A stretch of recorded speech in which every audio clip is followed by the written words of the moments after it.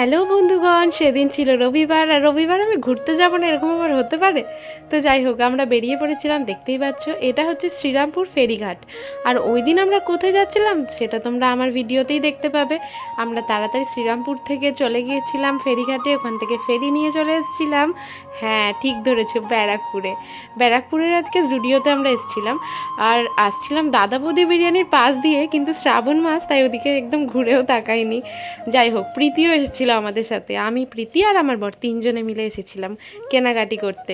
তো আমি প্রায় 14টা মতন ড্রেস ট্রায়াল দেওয়ার পরে দুটো মাত্র ড্রেস নিয়েছি, আর প্রীতিরও সেম একই অবস্থা।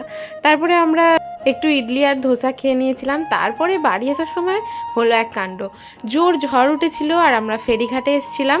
এটা হচ্ছে ব্যারাকপুর ফেরিঘাট, আর দেখো আকাশের অবস্থা। তো যাই হোক, এইভাবে আমরা বাড়ি এলাম আর প্রীতিকে ট্রেনে তুলে দিলাম। তো চলো এখন টাটা।